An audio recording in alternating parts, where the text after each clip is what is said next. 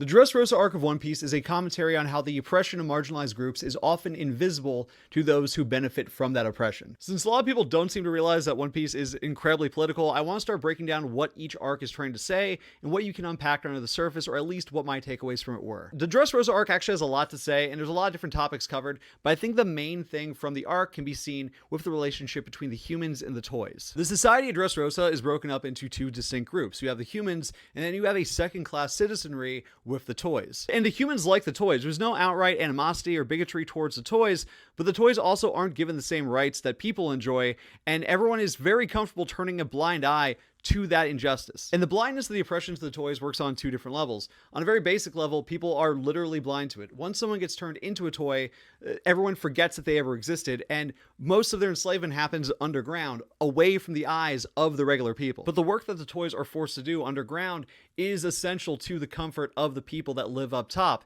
They just don't really realize it. Dressrosa makes a lot of its money through arms sales and the free labor that they are getting by forcing the toys to work. Just like how in the real world, a lot of the comforts that we enjoy come at the cost of things that we don't see on a day-to-day basis. Both overseas and domestic exploitation that is invisible to us, and that is by design. The people of Dressrosa are not bad people, and most of them would be horrified if they found out the true conditions that the toys were put under in order to keep the society running. But the relative comfort that they experience incentivizes them to not look deeper into things that should probably be red flags. Like, why don't the toys have the same rights as people? Why can't toys stay overnight at people's houses? Why is it if a toy is acting like a little erratic in the street, would it be dragged away to a door that says scrap and never seen from again? And you can see over the 10 years that doflamingo has been in power that this is a society who has become way more accepting of violence than they used to be, as long as it is coming from the state. The Coliseum used to be like a sporting event where no one really got hurt, and in fact, they did not like Kyros for years because of his violent past. They actively did not accept him. And then you fast forward 10 years, the Coliseum has become deadly,